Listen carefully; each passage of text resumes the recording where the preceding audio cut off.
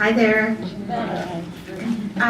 Thanks for coming, everyone. As Marie said, my role, I am from the province of New Brunswick, and I am a QP member. Since 1998, I've been a QP member, and prior to that, I worked for HRDC, which is now Service Canada, and that was from '92. And in New Brunswick, I just want to give you a few stats. I don't know if a lot of people know about our province, or my province. I have one sister here from New Brunswick. Jessie, raise your hand. And we both live in Fredericton, which is a capital city.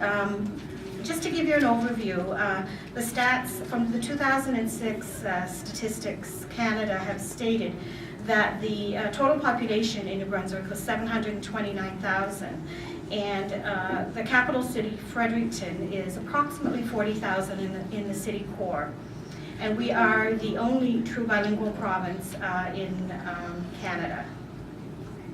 Our three main areas of employers within Fredericton, I'm going to speak mainly to Fredericton because that's my home base, is government, being the capital city and the head of the parliament, is the military. I don't know if anyone knows, but National Defense, the base at Gagetown is about 25 miles from Fredericton. Yeah.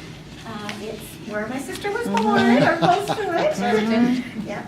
And it's the largest training center in Canada because we are a big landmass. So there's lots of combat area there. So that's a big employer too, which is a federal government job. And the third main employer is the universities. There's two universities. I'm not sure if you're aware, but the University of New Brunswick brags about being the oldest university in Canada, incorporated in 17, was it Jesse's? It's right on the front page, 1700.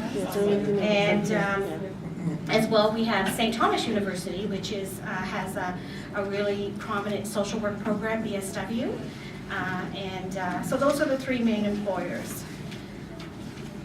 I'm going to talk a bit about, when Margaret called me, she wanted me to focus on Black women in New Brunswick and the challenges they face, and how I can tie my work as an employment counselor, as a trade unionist, and tie it into the three policies that are coming from this section. So my role is, I am an employment counselor. I work in the advocacy role and predominantly in adult education. I work with clients from the age of 18 to whatever, 70, 80, whoever comes in the door we see.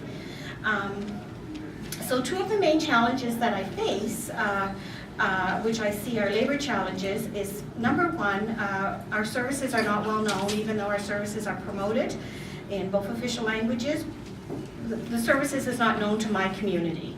And the second challenge I face is our caseloads generally are about between 60 to 75 active files, and of which about 3% are visible minority or Aboriginal. So if you're looking at that, and you're looking at 3% that are all visible minorities and Aboriginal, where are my brothers and sisters in that 3%? So that's very hard. I guess what has forced me, because I need my brothers and sisters while I'm advocating for them, we're supporting each other, is I've gone straight into the trade union movement as well as into the community. So I'll just tell you about a few things that I've been working on. Number one, a few years ago, an Aboriginal prof, myself, and a couple of other racialized peoples decided we would form an organization for safety, disclosure, and support of each other. So we formed the group SOAR, S-O-A-R, which means Speak Out Against Racism. We met in our homes. It's been predominantly a female organization, as Jessie and I'll attest to, and we've been getting our website built, so we are mainly, I guess, marketing ourselves through word of mouth. The other thing I've been doing is the New Brunswick, is the MBAA, which is a newly formed organization. It's New Brunswick African Association. Jessie is here representing them, and I believe there was one of our brothers that gave a PowerPoint in another session, in a policy session about the MBAA. As well, we have a provincial and federally funded multicultural association for new immigrants. and we do some networking. So some of the challenges that are faced in my clientele and in my work is the language problem. People who want to find work are faced with the fact that it is a bilingual province. I do not speak French. I've grown up in the environment. French is certainly offered for our children. If you wish to stream into the French program, that is a choice. But many people coming into the program, or many of my contemporary brothers and sisters, do not have the second language. So instantly they're streamed out because, you know, it's must-have, or bilingual is a must. And the other challenge is making my services and myself more visible.